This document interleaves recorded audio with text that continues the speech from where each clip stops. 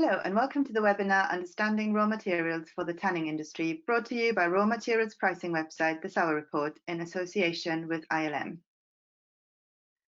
My name is Isabella Griffiths. I'm the editor of International Leather Maker, the leading leather industry business information brand. I would like to acknowledge our webinar sponsor, the Leather and Hide Council of America. The LHCA's president, Stephen Sothman, will be one of the presenters today.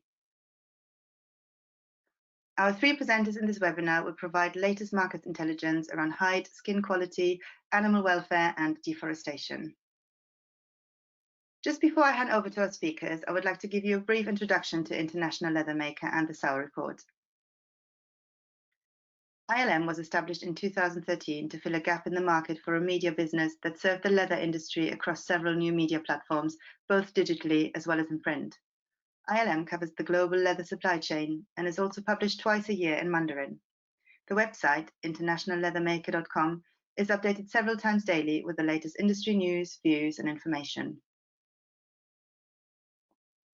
The theSauerReport was founded in 1985 and is an online raw materials pricing, analysis, and trends website, which is updated daily from a network of sources from around the world for its paid subscribers. It's a useful source of market information for the whole leather supply chain, including traders, tanners, brands, and retailers, as well as associated suppliers. Now, let me introduce today's presenters. The first presentation will be made by Stephen Sothman, President of the LHCA, who will present why it is our ethical duty to use leather. The second presentation will be by Manuel Rios Navarro, Chairman of Spanish lambskin producer Impelsa, who will give an overview of the EU-funded Salam project to improve the raw material quality of Entrefino-bred sheep and lambskins. Finally, Maurizio Bauer, Senior Corporate Engagement Specialist at the National Wildlife Federation, will talk about deforestation-free beef and leather supply chains in the Amazon biome in Brazil. I will now hand over the webinar to our first presenter, Stephen Sothman. All right, well, thank you, Isabella. Thank you again for hosting me on today's webinar. Really appreciate it. So thought I would just dive in quickly here on the topic I'd like to just cover today.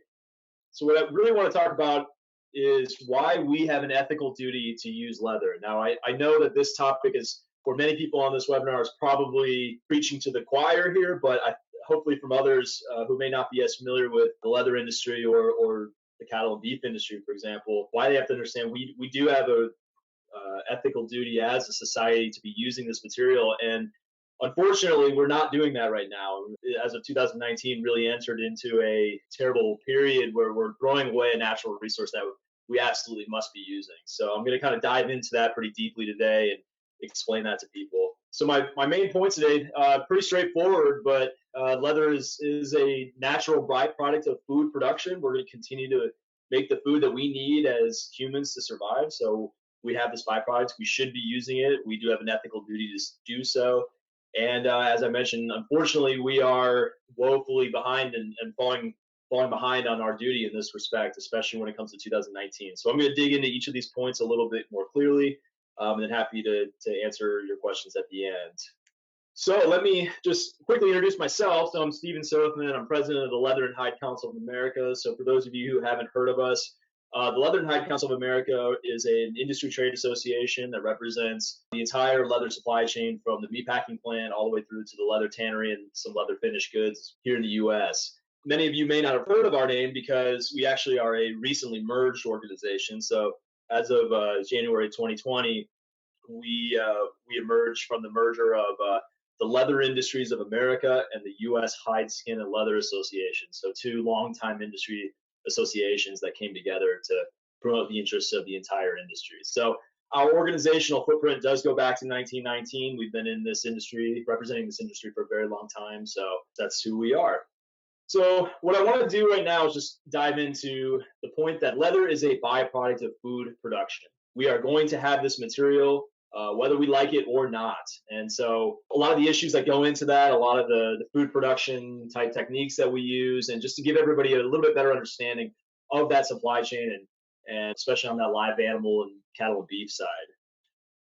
So let's start at the very beginning. And so for some people, this might be basic information. If you are associated more on that beef side of the industry by that live animal side. But for those of you who are coming more from the brand side or from other sectors in the industry that don't know that much about our agricultural heritage, I think this hopefully would be pretty good information for you. But it's just very basic. So why do we eat beef? Why, as a society, why do we eat beef? And I'm focusing on beef because that's the major source of leather production in the U.S., but a lot of these same points would apply to other food-producing animals like sheep and goat and other ungulates. So why do we eat beef? Well, cows, specifically ruminants, have stomachs that allow them to be the original upcyclers, the original recyclers. So their stomachs are produced in a way or made in a way that they can take plants and grasses that we as humans cannot consume and convert them into high quality sources of protein for our bodies. In the US, for example, 90% of what a cow eats throughout its life is plants or grasses that we can't eat, and also leftover plants from crop production. That's the other part of their food supply that a lot of people don't take into account. After you've harvested the field for its vegetables or its corn or maize or anything else, a lot of times there's a lot of leftover plant matter there that you can then turn loose ungulates, you can turn loose cattle onto that field, and they can pick up the rest of that plant material that we as humans had no use for. So one of the things we do in the U.S. that's a little bit different than a lot of other countries, but is growing in a number of different areas, is a lot of times we do finish our animals on grain as opposed to grass. So about 10% of that animal's total feed would be grain at the end of their life. And the reason we do that is because that creates even more efficiencies in that protein production. So if you look at this bottom left corner, about 1 pound of feed at that finishing stage, and usually it's grain, will produce about 1.9 or 1.19 pounds of beef. So it's a 19% efficiency or increase in efficiency there. So obviously beef is very nutrient rich. It's got a number of vitamins, minerals, proteins, irons, and many B vitamins, including some B vitamins that we cannot naturally consume or get from plants only as humans. So it is a natural source for all of those nutrients for us. One of the fun facts I like to point out to a lot of people is that if you go back to the 1500s, it was estimated in North America that there was over 60 million head of bison roaming between what is now the United States and Canada on our grassy plains. And so I just point this out just to show you that these animals have been doing this for a long time. They've been doing it since the dawn of humanity, obviously, and whether they be wild or more domesticated as cows are. So this is nothing new. And so we need to remember that when we start looking at our food systems going forward. So just to give you a little bit of information about more about the U.S. cattle industry specifically, because a lot of people don't fully understand this one as well. So the vast majority of a cow's life in the U.S. and most other large beef producing countries is spent on grass. So at the cow-calf level, this is the birthing farm for that animal. They will be raised on grass and other plants that aren't human edible. Then they might move on to a different farm, at least in the U.S., called a stocker or backgrounder. Again, this is just a ranching or farmer company that they don't birth the animals necessarily, but what they might do is just purchase them from a neighbor and then put them out to pasture on lands that they own that are not farmable or utilized for other crop production. So again, animals spending another 2 to 6 months of its life all on grass. And then I did mention on that last slide the finishing stage. So this is where our system's a little bit different, but we do it for a reason. And it's this stage of the animal's life, which is only 4 to 6 months if they're on grain, is spent in more of a feedlot setting.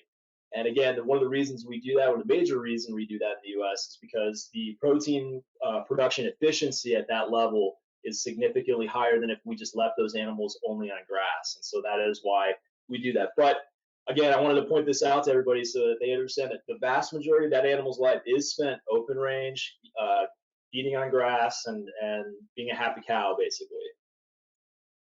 So depending on where you sit in the industry, you may or may not even know what some of these places look like. So I just tried to include some pictures here to kind of explain that. So on the left side, this is what a cow-calf ranch would look like, or that background or stocker phase. Again, you probably are pretty aware of this. This is just an open field of grass. These are these animals that are just left up to their own devices. I should note that good farming practice is what we would call regenerative agriculture, which is now becoming very popular as we discuss sustainability around agriculture. But that's a practice that the industry has been doing for decades and decades and decades. So these animals will be on this pasture for a number of weeks, months, however long it takes, and then they'll be moved off that pasture and onto a different one, allowing those grasses to recover and to rejuvenate. So that's part of a natural regenerative cycle that the industry's been engaged in for its entirety of its history. And on the right side here, this is what a couple pictures of what a feedlot looks like. And so I've tried to include this because I think depending on where you sit in the leather supply chain, you may not know what a feedlot actually is. And I think a lot of people have this kind of view that a feedlot's a confined feeding space or forced fed, making the animal eat even if it doesn't want to. And that's just not the case. And so I kind of want to show you what that looks like. It is a smaller area where the animals are confined to rather than out on pasture. However, they are still allowed to move around and exhibit any of their natural behaviors that they want to and unimpeded. So they are not forced to eat. Obviously, they are being fed what they consider something very delicious in grain, and so they're very happy to eat it. But that's the system of a feedlot and why we do it. From a leather perspective, what's interesting is the feedlot system is actually what will create some of the better hides too, because it's a very controlled system, because the ranchers are able to monitor the feed and as well as pests and other issues that might affect the hide. That some of the best hides that we're able to produce in the U.S. come out of that feedlot system. So it's an area that we actually celebrate quite a bit as a leather industry. So I'd be remiss to talk about beef production and cattle production and not talk about greenhouse gas emissions, because this is an area that is getting quite a lot of attention, as everybody knows. And you've seen probably a whole number of articles telling you that if you just stop eating beef, you'll reduce your carbon footprint personally by, and usually these articles have wild estimates, 60%, 70%, things like that. That's just not the case. And it's an area that I don't know how this narrative got out into the general media and hasn't really been checked with hard facts. But let me just talk about that a little bit. And all this information is based on U.S. government public data, EPA data, so easily verifiable yourself. So if you look at the upper left-hand corner, this graphic from the EPA, this just shows all of U.S. greenhouse gas emissions and where they come from in terms of industries. So we have a total of 82% of our greenhouse gas emissions are carbon dioxide, 10% methane, 6% nitrous oxide, and 3% other fluorinated gases. So the vast majority of those are coming from transportation, energy production, and industry. That's over 60% of where our greenhouse gases are coming from. So that means that agriculture in total, all of U.S. agriculture, is producing 9% of our greenhouse gas emissions as a country. Now, if you break that agriculture number down even further, all of animal agriculture is producing 3.8% or 3.9% of greenhouse gas emissions. And if you break that down even further, cattle production in the U.S. causes 2% of our total greenhouse gas emissions. So it's one of the more frustrating areas for us as an industry, where we see all these articles in the popular media coming out and saying, well, if you just stop eating beef, you're going to reduce your greenhouse gas emissions personally. It's just not the case. When the vast majority of everyone's greenhouse gas emissions are coming from transportation and electricity consumption. And also what's been interesting about the discussions about greenhouse gas emissions from cattle is they aren't fully understood in terms of where they stand in the cycle of emissions. So if you look at the right-hand picture here, this image really shows well that cattle kind of exist in a circular system. So when they emit emissions, that the 2% of emissions we discussed earlier, they're emitting it in the form of methane. Obviously, this is through the ruminant stomach. This is through belching and other bodily functions that those animals are engaged in. And it will be emitted in the form of methane. Now, many of you know methane is a significantly worse greenhouse gas than CO2. It does have more heating conductivity. However, the difference between methane and CO2 is methane actually does have a shelf life of about 10 years.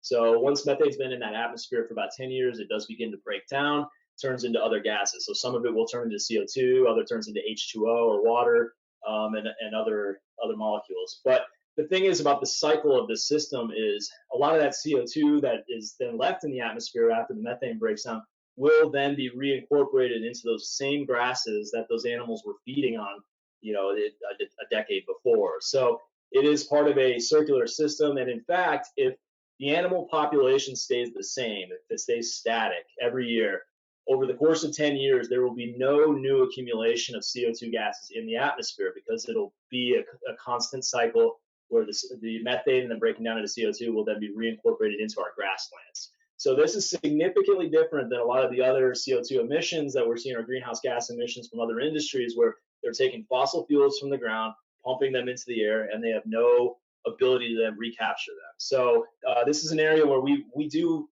ask everybody to really put cattle production into context compared to a lot of the other greenhouse gas emitters.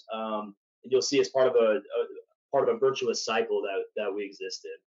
And one final point I'll make on this, if you look at the lower left hand of this screen, the U.S. Department of Agriculture a couple of years ago did kind of a thought experiment. They said, and produced a really widely cited report. They said, what would happen if the entire U.S. agricultural system went vegan? 100%. We eliminated every single animal product that we produce. And there's a couple different findings that they came up with that were actually quite interesting. Well, first of all, we would not reduce all of the greenhouse gas emissions from animal agriculture. So that 3.8% figure I had mentioned earlier, we would actually only reduce our greenhouse gas emissions by 2.6%. And the big reason why there is, we'd be vastly increasing the use of synthetic fertilizers. So if you take those animals out of that equation, you're no longer getting the fertilizing aspects from those animals. Now you have to use synthetics. You're also going to see increased soil erosion from the increase in plant production as well. So, but I think the biggest takeaway from that report too, and one that was the most interesting, if you take all the animal products out of the system, we now no longer are able to meet our nutrient needs just within the United States. So we are now a nutrient insufficient country, and thus we're going to lead to all kinds of hunger issues and things like that. So very interesting thought experiment, and something that's worth considering when you're talking about this greenhouse gas debate. So I'll just make one more final point about beef production in the U.S. especially. I mentioned earlier that as long as the cattle numbers, the total population stays the same, we do not add any greenhouse gases to the atmosphere. And the good news there is we're actually getting better. We're getting more efficient, and our herd is getting smaller and smaller. So since 1977, we had 33% fewer cattle in the U.S. than we used to have. So a total 122 million head in 1977. It was about 95 million head in 2019.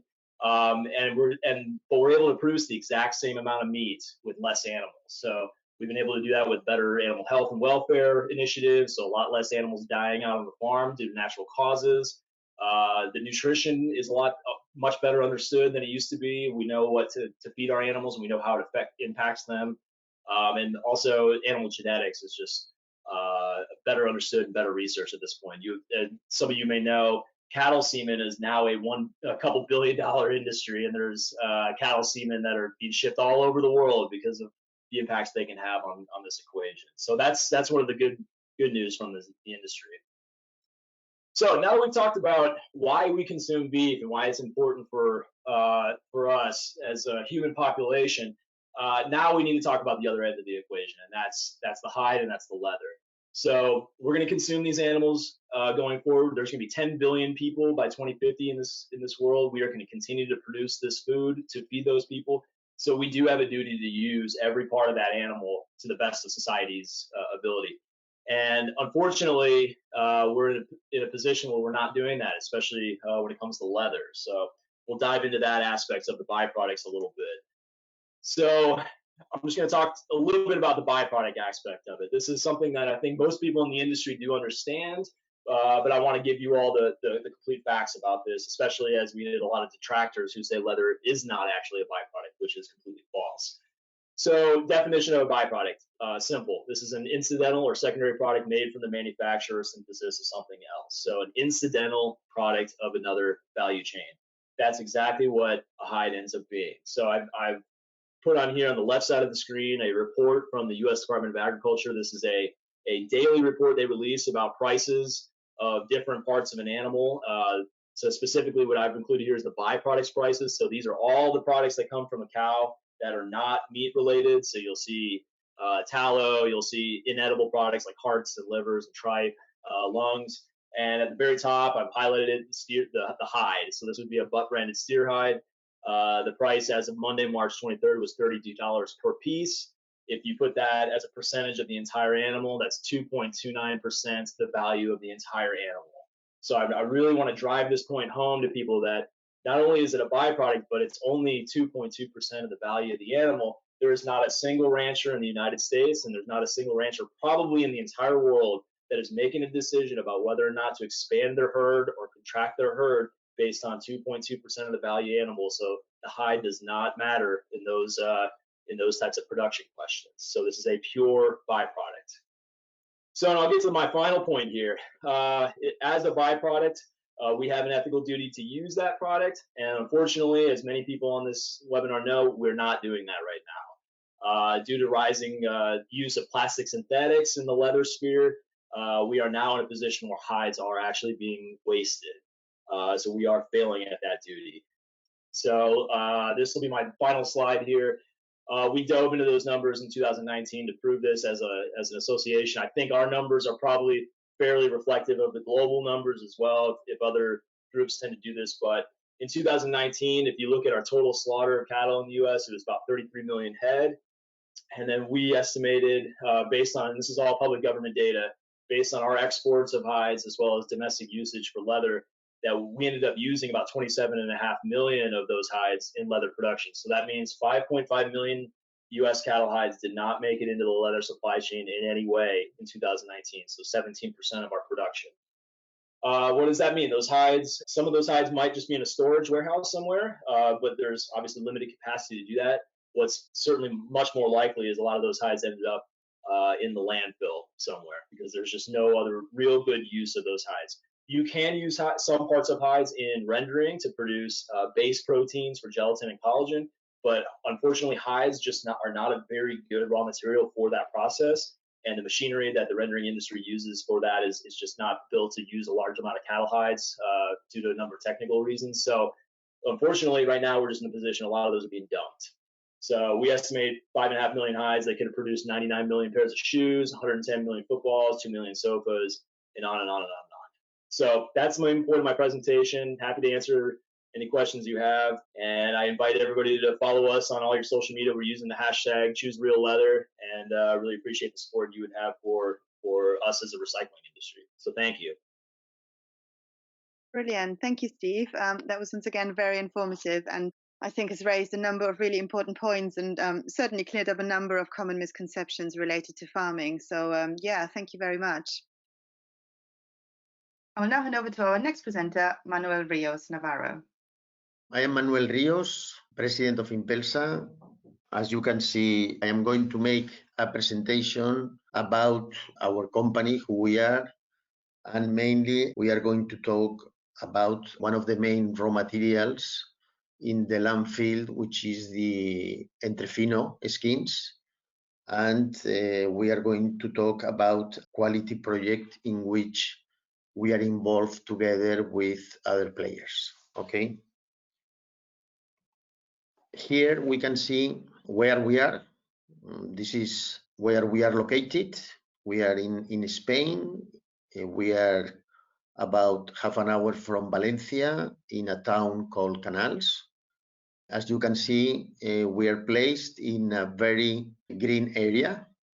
And from the picture, you can see that our company, we have always taken very much care about sustainable environment.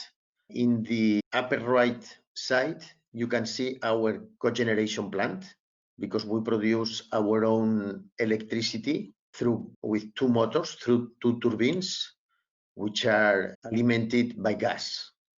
Also, on the upper side, left, you can see our water treatment plant. And also in the roofs and the parkings of the tannery, you can see our photovoltaic panels where we produce solar energy. Impelsa is a tannery that we started in 1973. Mainly we produce Spanish skins, of double face and Napa with Spanish Merino and Entrefino skins. This is our main key lines of products and production.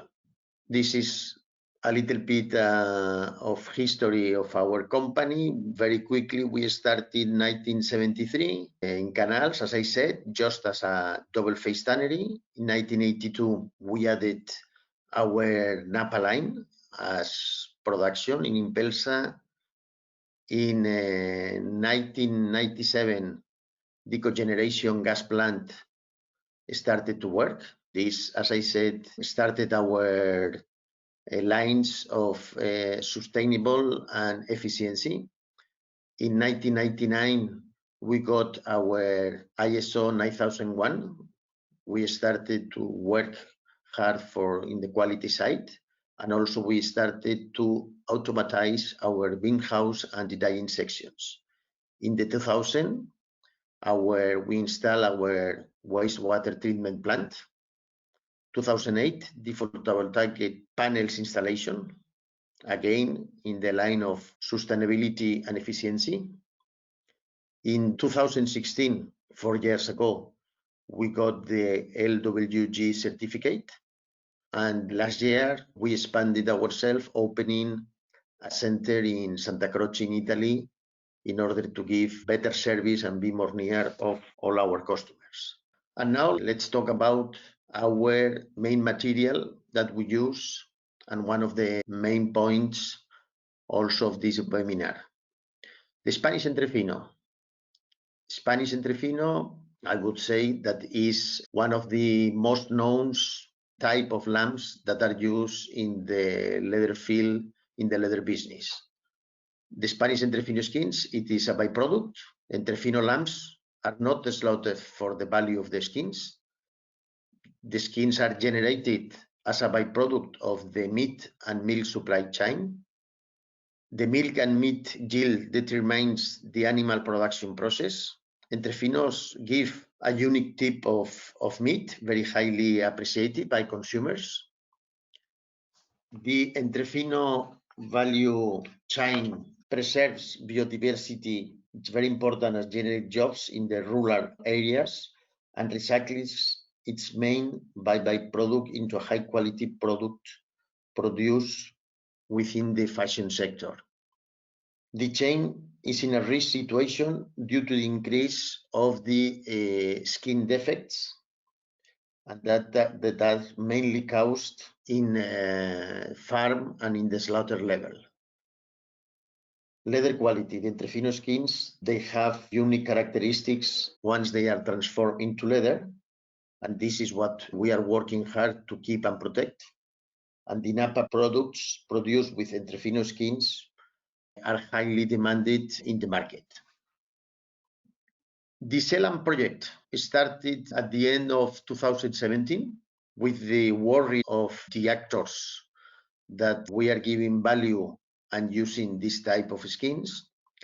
And as we were seeing that in the past 10 years, the quality of the skins has gone down and we're going down and down, we decided to make a project in order to study from the scientific and industrial, let's say, look to see if we could make clear where were the problems.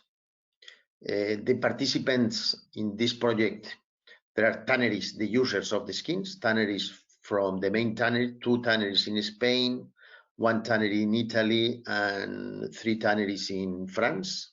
Also, the different associations which are involved, Interaerobic, Anafric, and from the tanneries point of view, Acexpiel, the Spanish Tannery Association, UNIC, which is the Italian Tannery Association, and Cotans, the European Tanners Association. And very important, as the person that is taking care of this is a catedrátic of the University of Zaragoza, and we are supported by the European Union and the Spanish government. Here you can see from the sheep breeding until the leather is done, all the different phases that the animals up to the leather that they have to pass, and that we are studying and going through them. From the sheep breeding goes to the abattoir. In the abattoir, there is the sacrifice of the animal due to the demand of the meat and milk. There is the byproduct of the skin. After that, it is collected, it is selected, it is storage, it is transport to the beam houses of the different tanneries, and the tannery produces the leather. These are the main 4 defects that we have found in the skins. You can see, starting from the meats. Meats are, let's say, the points that shows defects on the skin. Straw bits or pinhole, as common known. This is something that is one of our main concerns, because I would say 10, 12 years ago, we didn't have this problem in the Spanish skins. This was classic characteristic of other type of skins, as French or UK skins mainly. After we have the grain damage, this is, I would say, the most concrete problem that I think, and is the first one that we want to work in it, because it is clearly done on the slaughterhouse. This is a problem caused half by the human work and the machine used, the mechanical which is used in the slaughterhouses. And after, there are another smaller problem which we call waters, as you can see in the picture.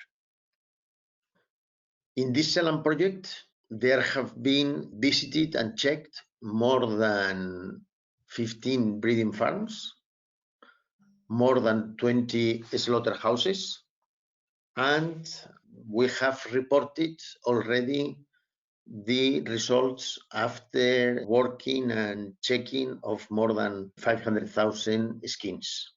The defects which are identified, as I said, there are nearly 24% of straw bits, 8% of meats, and 18% of grain damage. Okay, the grain damage, we think, is the one that we are now very much focusing it, and we think that this should easily go down. The matter of the straw bits, this is something that our scientific people are working very hard, because we do not have clear if this is due to the farms, the eating of the animals, transports. This is not clear, but this is a big concern that we have. And at the end, after we think that this project, we will need another 2 years to have at least some conclusions. Do not think we'll be able to have 100% a clear picture of why has got down so much the quality of our entrefino skins. But there are natural and human factors that determine these problems. So we want to insist in better practices in the breeding, in the slaughtering. As I was saying before, the human part of how to use the machines, this is important. We are preparing specific trainings to the people which is working in the slaughterhouses. And there is a full collaboration of all the supply chain in order to look forward to have better results in this. So at the end, what we want is to preserve the entrefino leather quality. Okay, thank you, Manuel. That was really interesting. And I will now hand over to our final presenter, Maurizio Bauer. Thank you for the opportunity. First of all, it's a pleasure to be able to present a little bit of the National Wildlife Federation, our work, and how we are moving towards a reality of deforestation-free leather originated from Brazil. National Wildlife Federation was founded in 1936, is currently the American's largest conservation organization, and present in 52 states and territory. and 6 million members and supporters. Within the National Wildlife Federation, we have the international program, the international team, which is focused in advancing market-based solutions and public policy to promote zero deforestation in agricultural commodities, decoupling from natural habitat loss and land use change. One of these commodities, one of our focus commodities, is beef and leather. And I'm going to be talking a little bit about our work on the deforestation-free leather in South America. Our work sits under an umbrella called CFA, the Collaborations for Forest and Agriculture, which is a joint effort of the National Wildlife Federation, the Nature Conservancy, and the World Wildlife Fund, funded by the Gordon and Betty Moore Foundation. Gordon Moore was the founder of Intel Computers in the 60s, and the foundation started in the year 2000, allocating financial resources towards preservation and markets initiatives aimed at preserving the natural habitats. When we talk about beef and leather in South America, the main three biomes that are threatened by agriculture are the Amazon, the Cerrado, which is the Brazilian savanna, and the Chaco.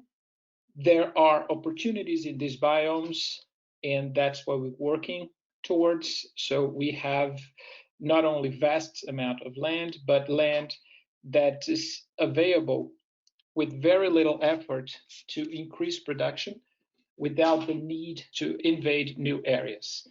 How does leather sit in all this? We have observed recently an increased demand for deforestation-free supply chains. And we understand that for tanneries and for brands, this is an interesting opportunity. This is a risk management strategy. And we understand that for brands and tanneries, although they're not causing the problem, they are part of the problem, but they can also be part of the solution. And to be part of the solution in the scope of a risk management strategy, we understand that traceability and monitoring are crucial. So clear visibility in the supply chains are the first step for brands and for tanneries positioned in anywhere in the supply chain to be more in control of the risk of their exposure to deforestation. What are the monitoring requirements? They are addressing the situation in a robust and a proper way without being exposed to risk. This is the simple schematics of how the beef and leather supply chain works. So you have the multiple operations of the cattle raising prior to the slaughterhouse, and then after the slaughterhouse, you have a distinction between the chains. So the beef goes towards one way, and the leather goes to a different way. If we take the slaughterhouse as the aggregation point, as a reference to analyze the monitoring, we're going to have in Brazil a situation where cattle ranching is a very fragmented supply chain. Very few actors will have all the stages of cattle raising into their one single operation: breeding, rearing, fattening. The majority of the operators in Brazil are divided, are specialized in each one of those cattle ranching operations. And for the sake of understanding what we talk about in terms of monitoring, if we get the meat packer on the right-hand side of the slide as the reference point and move to the left, you have the direct suppliers, which basically are the last supplier farm before the slaughterhouse. You have the tier one indirect suppliers in the middle there, which supplies the direct suppliers, and you have the tier two indirect suppliers. The deforestation is currently monitored by law in Brazil by the meat packer and only covers about 41% of the deforestation existing in the Amazon. So the current monitoring systems are only capable to cover about 41% of the deforestation in the Amazon, and that's basically the direct suppliers. If the direct suppliers is a fully integrated operator, you can see the entire supply chain, the entire life of the cattle. But that's rare. Most of the operators are fragmented, and they're not seen by the meat packer. Brazilian cattle follows the flow of documentation. So when cattle moves from farm to farm, there's a document that's mandatory by Brazilian authorities. This cattle needs to accompany the document, the GTA. It's basically an animal transit docket. So from property to property, the lot of animals will follow this docket. And each individual property where the cattle goes through has a property registry, which is also stored in a government database, a publicly available database maintained by the Brazilian government. So both the GTAs and the cars are stored in a publicly available Brazilian government database. And each individual meat packer has a unique SIF code, a SIF number, which is allocated when the meatpacking facility is approved to be operational. So even if the meatpacking facility changes ownership, the SIF code remains the same. This is very important. This is an example of the Animal Transit Guide, the GTA. It's a document that we use for the monitoring systems I'm going to be presenting soon.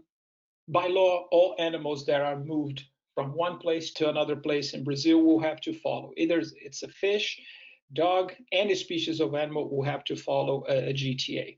And it doesn't have to be individual by animal, it could be by lot of animal, and this is what happens to cattle. Usually a truckload of animals will have a GTA that will come from one farm to the next farm. And this is an example of the property registry, the CAR, which basically is a property data set. It has information about farm ownership. It has information about the boundaries, the polygon of the property, the location of this farm, and also whether or not the property is following the Brazilian Forest Code, which mandates that a certain percentage of the area needs to be preserved with the original vegetation. So you can see how these are screenshots of the CAR registration process. It follows more or less how Brazilians file taxes. The risks of having only a section of your cattle supply chain monitored is it makes it difficult for companies to anchor their policies and to make commitments based on a system that is not fully covering the entire supplier base of these companies. Ideally, we would have traceability tools that link direct and indirect supplying ranches, correlating individual animals to each property where the animal was originated. There is a system in place in Brazil called SISBOV that does that. It was created in the early 2000s as a request from the European Union, and it's a third-party certification. Each animal is earmarked, and it has an individual number that also forms a database for the government. But the amount of animals that are within this system currently is very limited, about 9 million animals, in a universe of 230 million animals, which is how many animals there are in the Brazilian cattle herd. You can see a picture of animals individually ear tagged. This is common in many places in Europe. It's not cost effective for the nature of the operations in Brazil. The number of cattle, the number of properties, and the margins of the business that are currently in place in Brazil. What we have now broadly disseminated is our cloud-based traceability tools that provide the meatpacking industry with enhanced visibility into their supply chains, linking lots of animals via GTA to direct and indirect supplying ranches via CAR. These are some of the operators in the market. These are service providers that sell the service of monitoring to meat packers. Well, different technologies are employed by different actors, but none of them, apart from VisiPack, none of them monitor indirect suppliers. Currently, there's no service providers in Brazil that are able to extend the monitoring system into the indirect suppliers. VisiPack is a tool developed by NWF in conjunction with the University of Wisconsin, funded by the Moore Foundation, which basically is the demonstration that it's possible to monitor indirect suppliers in Brazil. Visipec is an add-on traceability tool. So it's a plug-in into the current existing monitoring systems used by these companies to monitor ranches in Brazil. It's not a standalone tool. It's a tool that will enhance the capabilities of the current monitoring tools in place. With Visipec enhancing the capabilities of the current monitoring system, 89% of deforestation is covered. So companies utilizing Visipec are able to extend their visibility, add transparency to the supply chains, almost doubling it by adding the tier 1 indirect suppliers. We believe that the remaining 11% of what we call the tier 2 indirect suppliers will happen naturally. Once the market follows this trend, once this becomes a natural practice, this 11% will naturally follow suit. Visipec, we believe it will help companies delivering their commitments. So basically integrating Visipec into the monitoring systems will ensure companies can deliver their deforestation commitments for beef and for leather products. This is an example of a meat packer with a generic name XYZ, and 2 SIFs, 2 slaughtering plants, ABC and CDE. And you can see on the left-hand side of the screen, you can see the tier 1 indirects, the properties in pink, you can see the direct suppliers, and in blue, you can see the tier 1 indirect suppliers. So Visipec will give that kind of information. It can be visually, it can be numeric, we can tailor the reports the way the company is more adequate for the company. And the green dot in the middle is the meat packing plant. The same thing on the right-hand side, you can see the direct supplying properties, the indirect supplying properties, and the green dot, which is the slaughter facility.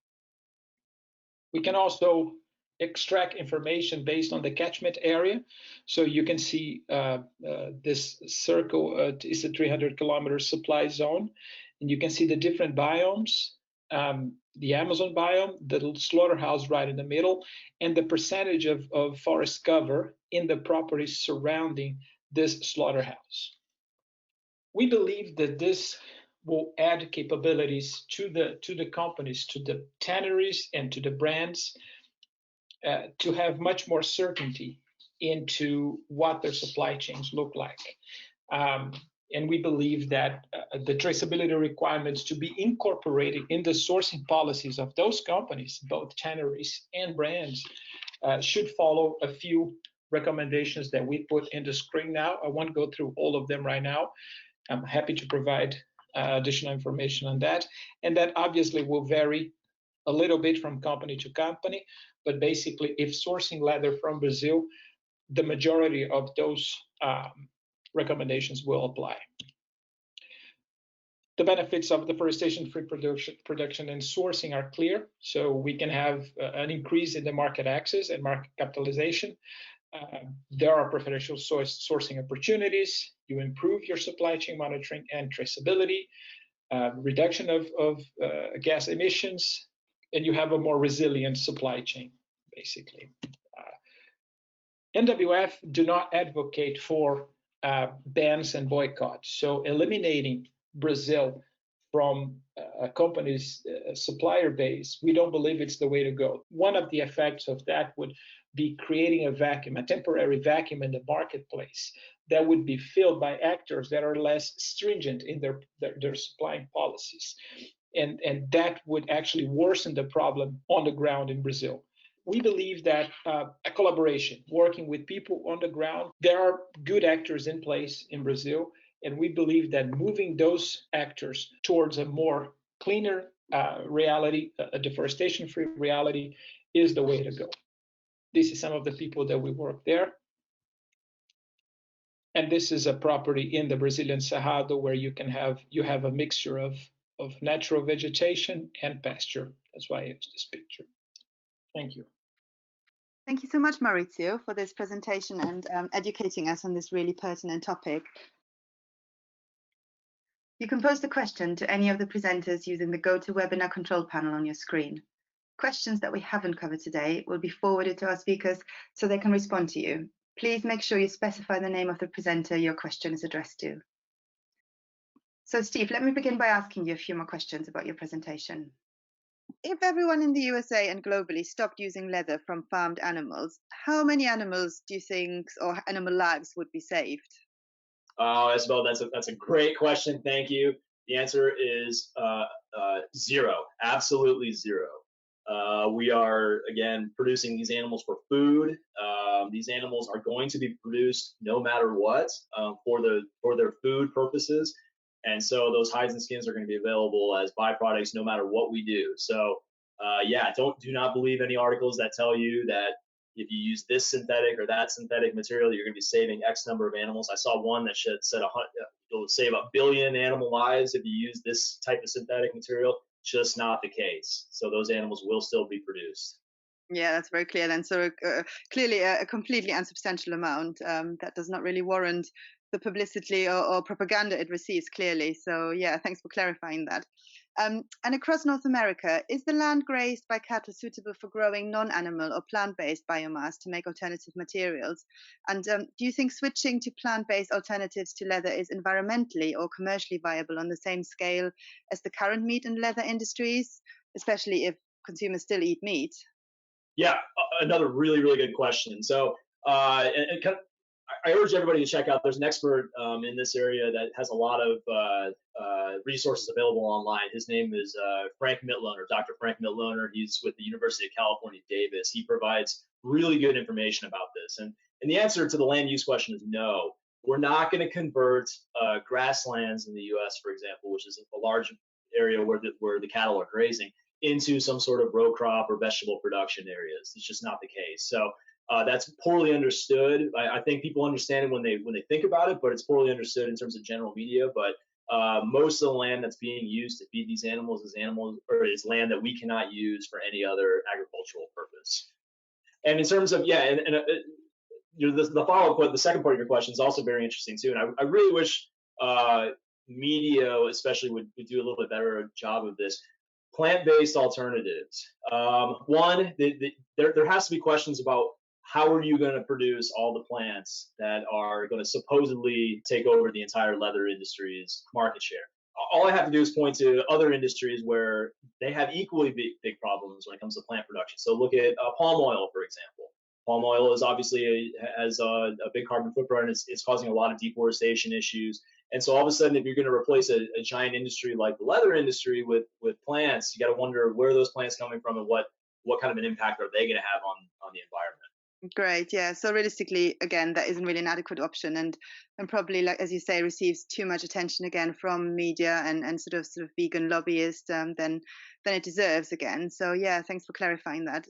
And there is a general media and particularly on social media perception that non-leather materials are somehow chemical free and that only leather production uses toxic chemicals. How do you respond to these comments? Yeah, another area I really wish the general media would do a much better job of researching this stuff. If you dig into some of these materials, they contain a lot of the exact same chemicals that we use in the leather industry in their production. And not only that, but the plant material in their production is actually a small percentage of what's included in there. So, for example, I saw something being advertised about apple material, using skins of apples. And when you dug into it, the amount of plant fibrous material they get from apples is something only like 24% of the entire material. So you got to ask yourself what's being used in the rest of that material. And unfortunately, a lot of times it's PU, it's plastic, and it's non-renewable materials. Yes, indeed. They have to be coated in something, otherwise they would biodegrade, wouldn't they? So yeah, it's a common misconception, isn't it? And you mentioned in your presentation quite clearly that leather is a byproduct. Does the hide or skin itself also have byproducts that can be utilized to make other useful products? So, in other words, byproducts of a byproduct. Yeah, you can. And so, I mean, it is still a bio-based material that has inherent proteins in it. So the splits of cattle hide, for example, do get used in basic protein production, so gelatin and collagen especially. This is a special procedure, though, so it doesn't apply to all cattle hides. You have to split that hide at a very specific point in its production cycle in order to get a food grade material out of it. So it can be used, of course, but the problem is not all parts of the hide are equally created for that. So the meat side of the hide is better for it than the hair side. Hair actually kind of gums up that process quite a bit. So unfortunately, it's not a realistic solution to say, oh, well, all hides should just go into gelatin or collagen production. That's just not realistically going to be the case. Okay, great. Thanks for clearing that up. Thank you, Steve, for giving us all these additional points as well. And once again, for your really insightful presentation. Thank you. Yeah, pleasure. So, Manuel, I have a few questions for you, just to delve a little bit more into detail on some of the points you have raised in your presentation. Firstly, what simple steps can be taken by the farmer to reduce the incidence of mite damage on the live animal? Well, let's say from the farmers, I think themselves, they do most of their work properly. What we are mainly studying is how we can help them, especially in terms of alimentation, food given to the animals, because I think nowadays you go to all the farmers that we normally visit, I can tell you that they look really, in terms of how they are organized and cleaned, and established and managed. They are really good, So from their side, I think they are also waiting to know. We don't need to forget that the key of their business is the meat, And from their side, they are ready to collaborate with us and waiting to see our advices to them. Okay, thank you. Yeah, I see. And do you think that the farmers would get better meat and milk yields from the sheep if they treated their live animals for insect damage on a regular basis? And what incentive would they have for doing this? But the truth is there is no problem of quality of milk or meat. The problem we have with the byproduct of the animal, which is the skins. So in this field, I don't think they are going to get any benefit. The benefit for them, more than the meat and the milk, is to have a better skin, because for them it's a very important part of the value of the animal, the price of the skin, of the byproduct. And at the end, we always tell them we are all in the same boat, and they are the first which are interested together with us that if the quality of the skins could be better, they would be able to get a better price for them. So this is their main interest. Mm-hmm. Yes, so the value of the skin is linked to its quality. Absolutely, yeah. So now that the defects have been identified, what are the next steps to try and improve the skin quality in the future?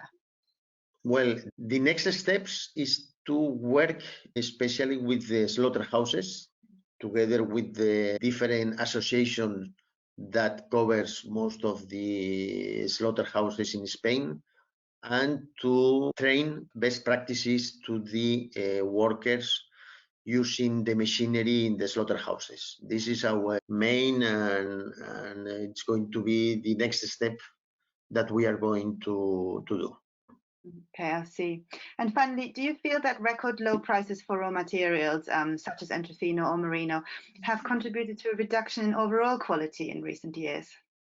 No, because this has nothing to do with price of the materials. And I would say that even in the past years, the other leather materials like the cow hides, they have got down very much in prices as never had done. Entrecino and Merino materials in the past years, they have been quite stable in prices compared to the others, right? And I would say they are in a middle range price now, which has nothing to do with low quality of the materials. Okay, excellent, brilliant. Well, thank you very much, Manuel, for clarifying all these additional points, and also for your really interesting presentation. Okay, thank you very much, Isabella. Maurizio, we have a few questions for you also. Firstly, when you read comments such as the leather industry is responsible for deforestation, or the Amazon is being deforested to make leather, as frequently stated by animal rights groups such as PETA and other anti-leather groups in the mainstream and social media, what do you say as a response? Some concepts need to be clarified. The leather industry is not responsible for deforestation. That's not NWF's position. We believe that leather is a co-product of the cattle industry. The animals are primarily being raised for their meat, for beef. And leather, the definition varies between being a co-product or a byproduct, but fundamentally the animal is not being raised by the leather. It's not like other species that we have in the world, in different geographies in the world, that animals are raised primarily for their skin. This is not the case with the cattle industry in Brazil. Thank you. I'm sure this kind of measured and sort of more fact-based response will be good ammunition for many of us in the industry. And if you were a buyer for a brand and retailer sourcing hides or leather from Brazil, what are the first 3 steps you would take to make sure that material was not from an area of illegal deforestation? The first step would be to know what you don't know. So to have visibility, clear visibility on your supply chain. So my first advice would be to make a supply chain assessment going all the way to the origin of the cattle. So not stopping on the tannery, not stopping on the meat packer, not stopping on the direct supplier, but going all the way to indirect supplier. NWF is well positioned to help brands to do that, and we're happy to explore ways that we can do this. This would be the first step. The second step is to, based on the information received on your supply chain analysis, is to understand what options are there. What is the percentage of exposure the company has on deforestation? Is it 3% or is it 40%? What can be done about it? There are solutions in place that can be taken. We work with partners in Brazil. We collaborate with actors that are well positioned in Brazil to address those concerns. And the third step would be very transparent in your policies, construct very robust policies, and signal to the market that there's a recognition of these problems and they're not only being addressed as part of the solution, but they're also moving towards a reality that addresses these concerns. Okay, yeah, so basically a comprehensive analysis of the supply chain and transparency are really key and fundamental principles within that. And finally, would you like to see the meat and leather industries collaborating more closely with organizations such as the NWF, mainly to improve supply chain traceability and prevent illegally deforested materials? And what are the main challenges these industries are facing right now to protect the areas you have highlighted in your presentation? Yes, we would like to see the collaboration increased between these two chains because they are actually together throughout the life of the animal. So leather and beef need to collaborate more closely. Individually, we understand that these industries have limited leverage, but if combined, we're talking about 2 different supply chains when it comes to the marketplace that combined sending strong signals further up in the supply chain can help to move the needle towards a more deforestation-free reality. The challenges that are obviously are on the ground in Brazil. There's a cultural barrier that needs to be overtaken. There's the availability of the databases that are analyzed that need to be addressed. There are the technical challenges related to the actual monitoring of the direct and indirect suppliers, which VisiPack was able to overcome. But they're not imperative for these 2 chains to collaborate together to move the needle and decouple deforestation from the production of leather and beef. Great, thank you so much, Maurizio, for giving us such a comprehensive and interesting overview of this topic. That's much appreciated. So yeah, thank you very much. Sure, if anyone has additional questions or want to reach out for clarifications or for additional materials, we're at your disposal. So that concludes our webinar for today. A big thank you to our presenters for sharing their knowledge and insight on the various aspects of raw materials in the tanning industry and the latest developments within. I would also like to thank the LHCA once again for the sponsorship. We will be posting the full webinar online shortly in case you would like to listen to it again.